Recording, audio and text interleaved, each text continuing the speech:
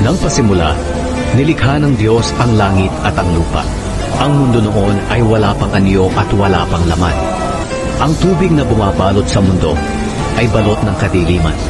At ang Espiritu ng Diyos ay kumikilos sa ibabaw ng mga tubig.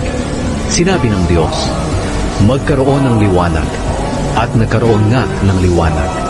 Nasiyahan ng Diyos sa liwanag na nakita niya. Pagkatapos, inihiwalay niya ang liwanag sa kadiliman.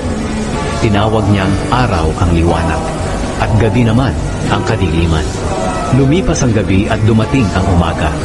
Iyon ang unang araw. Pagkatapos, sinabi ng Diyos, magkaroon ng pagitan na maghihiwalay sa tubig sa dalawang bahagi. At nagkaroon nga ng pagitan na naghihiwalay sa tubig sa itaas at sa tubig sa ibaba. Ang pagitang ito ay tinawag ng Diyos na kalawakan. Lumipas ang gabi at dumating ang umaga. Iyon ang ikalawang araw. Pagkatapos sinabi ng Diyos, magsama sa isang lugar ang tubig sa mundo para lumitaw ang tuyong bahagi. At iyon nga ang nangyari. Tinawag niyang lupa ang tuyong lugar, at dagat naman ang nagsamang tubig. Nasiyahan ng Diyos sa nakita niya. Pagkatapos sinabi ng Diyos, magsitubo sa lupa ang lahat ng uri ng halaman, ang mga tanim na nagbubunga ng butid, at ang mga punong kahoy na namumunga ayon sa kani-kanilang uri. At iyon nga ang nangyari. Tumubo sa lupa ang lahat ng uri ng halaman, ang mga tanim na nagbubunga ng butid, at ang mga punong kahoy na namumunga ayon sa kani-kanilang uri. Nasiyahan ng Diyos sa nakita niya. Lumipas ang gabi at dumating ang umaga. Iyon ang ikatlong araw. Pagkatapos sinabi ng Diyos, magkaroon ng mga ilaw sa kalangitan para ihiwalay ang araw sa gabi, at magsilbing palatandaan ng pagsisimula ng mga panahon, araw at taon. Magningning ang mga ito sa kalangitan para magbigay liwanag sa mundo. At iyon nga ang nangyari. Nilikha ng Diyos ang dalawang malaking ilaw. Ang pinakamalaki ay magliliwanag kung araw, at ang mas malaki ay magliliwanag kung gabi. Nilikha rin niya ang mga bituin. Inilagay ng Diyos ang mga ito sa kalangitan para magbigay liwanag sa mundo kung araw at gabi, at para ihiwalay ang liwanag sa dilim. At nasiyahan ng Diyos sa nakita niya. Lumipas ang gabi at dumating ang umaga. Iyon ang ikaapat na araw. Pagkatapos sinabi ng Diyos, magkaroon ng iba't ibang hayop sa tubig, at magsilipad ang iba't ibang hayop sa himpapawid.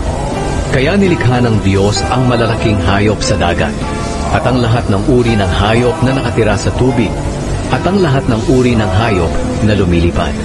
Nasiyahan ng Diyos sa nakita niya, at binasbasan niya ang mga ito.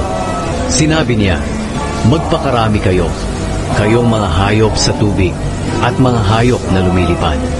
Lumipas ang gabi, at dumating ang umaga.